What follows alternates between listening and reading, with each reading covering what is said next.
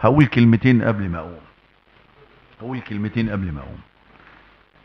طبعا الكلاب اللي وبقولها بملي فيها، الكلاب اللي مش عايزين لا لمصر تقف على قدميها ولا لشرع ربنا يسود. شويه الجرابيع اللي قاعدين في ميدان التحرير اللي بيغتصبوا البنات، السفله اللي بيغتصبوا البنات، وبقولها بملي فيه 30 بنت جردوهم من ملابسهم في ميدان التحرير. طبعا بنات واطيه، ايه ما هي رايحه هناك عشان كده. هي دي ليها اللي قاعده هناك دي ليها اهل يلموها، اللي قاعده هناك دي ليها اهل يلموها، ما بلاش اهل يلموها. هي رايحه عشان كده، بلاش اهل يلموها. وشويه سفله لصوصيه مبرشمين، شويه كلاب قاعدين هناك ما لهمش اي لازمه. هو مين اللي هناك يا عم؟ مين اللي الفنانين والفنانات؟ ده واحده من الفنانات اللي اسمها لا علوة حبت تعمل بطله وتنزل تقف وسطهم ميدان التحرير، مرمطوها. كان فاضل لها تكه وتطلع من ميدان التحرير حامل، عشان تبقى فاهم يعني. بس اتفرجوا على النت وتعرفوا شويه سافله، شويه سافله الجرابيع، لا مله ولا دين ولا اي حاجه. وعشان كده قلت مش هم دول اللي هيفرضوا ارادتهم علينا. هي المعركه دلوقتي معركه تحدي، والله، ما بين حق وباطل. عشان كده مش عايز بقى اللغه المايعه اللي انا بسمعها بقى، اصل ممكن يعملوا، اصل ممكن يساوي. يا اخي ما لكم اذا قيل لكم انفروا في سبيل الله اثاقلتم الى الارض؟ يا راجل عيب عليكم. اما تبقى شويه جرابيع زي دول هم اللي هيخوفونا وهيقلقونا، او هم اللي هيغيروا مصير البلد، او هم اللي هيلغوا دراع اللي بيحكمها، دي تبقى خلاص هزلت على رأي ولاد البلد. يبقى القوالب نامت مش ده ما حصلوش انصاص، ما حصلوش انصاص، والوسخات قامت. يا راجل في ايه؟ في ايه؟ احنا نازلين مليونية يوم السبت، وبقولها بملي فيها اهو، هنحددها لسه في التحرير في غير التحرير. قلنا التحرير هنروح التحرير. انا بعلم بملي فيها اهو، احنا مفيش في نيتنا نأذي حد، انا بقول اهو. لكن اللي هيرمش لنا هنخرم له عينه، وانا بقولها بملي فيها اهو. اللي هيرمش لنا يعني مش هنأذي حد، اللي هيرمش لنا هنخرم له عينه. بس لن نسمح لاي كلب يتطاول علينا، خلاص. فاحنا نازلين عاملينها سلميه، ناس محترمين، لكن وقت الجد بالبرطوشه. بقول بملي فيه بالبرطوشه، خلاص. وانا بقول لكم والله اللي مش هينزل واللي مش هيتأسد الايام اللي جايه دي، واخد بالك، يروح يغطي نفسه بالكوفيرته ويجيب والدته تعيط عليه. والله لن تقوم لنا قائمه. ومش هم دول زي ما قلت لك، بس بقى ايه، وشغل الحريم بقى، اوعي تخلي ابنك، اوعي تخلي اخوكي، امال هنبقى رجاله امتى؟ ما بتخليش ابنك واخوك، امال هنبقى رجاله امتى؟ هتبقوا رجاله امتى؟ ليه والمين؟ وخايفين من مين يعني؟ وليه وايه دول يعني؟ وبقول ابملي فيها اهو، وحياة غلاوتك هيحصل، ما تقلقش يا حاج، هيحصل.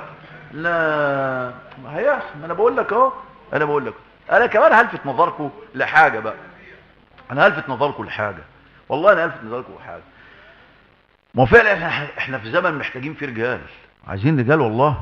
وهم لما هيشوفوا رجال هيتلموا. ودلوقتي لعلمك بدأت لغتهم يعني انبرهم يهبط كده، واخد بالك، وفيهم اللي نخنخ كده لما يبقى فيه رجال، لما يبقى فيه رجال. يعني انا من بعد ما مثلا اعلنت على الحافظ ده يوم الثلاث وقلت اعمل فيه ولا ليهم اي لازمه عندنا بالجزمه القديمه، قال لك لما نهيته يعني بداوا يكلموني في التليفون، خلي بالك خلي بالك مين يا روح امك.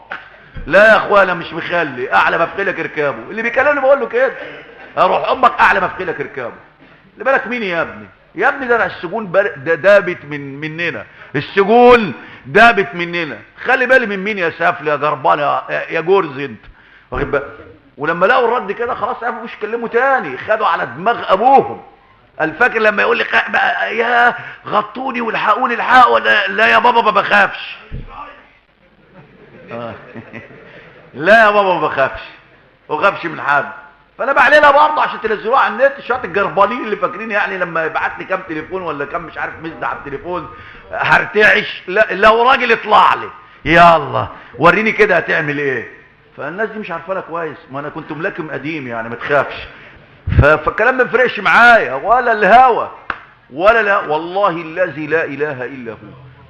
واحنا في السجن وبحلف بالله، والاخ ايه يمكن اسمه عاطف حسني اللي قبله بيساله، اما قالوا هيجيبوا لنا في السجن قوه ضربه، فانا بسال قوه ضربه يعني ايه؟ كنت اول مره اتعرض لده. قالوا لي ده بيجيبوا بتوع امن مركزي خوذ وبتاع مش عارف ايه ويفتحوا علينا الزنازين ويضربونا. فسالوني نعمل ايه؟ نعمل ايه؟ كانت فتوتي في السجن كده، قلت لهم قاتل ومقتول كده على طول، ما بقى قاتل ومقتول.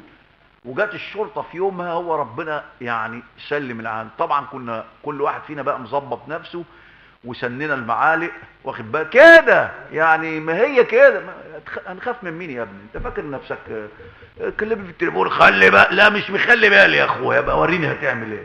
مش هخلي يا اخويا، ما بخليش يا حبيبي. انا بقى انا مع الله. ايه اعلى ما في خلق ابوك واللي خلفوك، وبقولها له ونزلها لهم على النت، ابقى اركبه بركبه. طبعا لان انا موقن بده، قل لن يصيبنا الا ما كتب الله لنا، بس خلاص ما تفرقش معايا. عشان كده برضه قلت لان انما الى علمنا بقى ان هم كمان هيخترقوا المساجد الايام اللي جايه دي. ما احنا شايفين بقى ان احنا عمالين ندعو الناس ونعمل له، والمسجد هو اللي هيحرك الناس. فاتفقوا على اتفاق ان كل مسجد هيزرعوا فيه 2 3، عشان تبقوا عارفين الكلام ده، وانا قلت الكلام ده على الهوا. هيزرعوا فيه 2 3.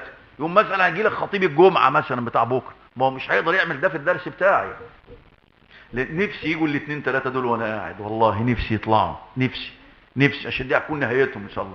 لكن هقطع لك يوم يطلع الخطيب يتكلم وخلوا بالكم وقفوا جنب رئيس الدوله ومش عارف ايه وينزلوا المليونيه، يوم بعد ما يخلص جمعه يقوم طالع الاثنين 3 مش عارف ايه، والتاني يقول ايه، يعملوها فرتينه بين الناس. انا بقول لكم خلي بالكم من دول، وبقول للشباب الحلو اول ما يطلع الاثنين 3 دول بالحبال، حطوا في كل مسجد شويه حبال، بالحبال اربطوهم على اي عماره خلاص لحد ما يبان لهم صحابه ونعرف دول تبع مين. تبع في حد من الاثنين 3 هنا؟ يا ريت يطلع واحد يقول انت في ميدان المطريه لسعيد ايه؟ الله اكبر ان شاء الله هنطلع بيها ان شاء الله. عايزين نشوف حضرتك هناك. يلا يا اخواننا، سبحانك اللهم وبحمدك نشهد ان لا اله الا انت نستغفرك ونتوب اليك. وزي ما قلت لكم كده، اللي عايز يروح يقول الراي الاخر يروح يقوله في ميدان التحرير هناك، اما احنا هنا فزي ما قلت لكم كده، اللي هيحاول يعمل فورتينا هيكون جزاؤه انه هيتربط على اي عماره بره. مسير حضرتك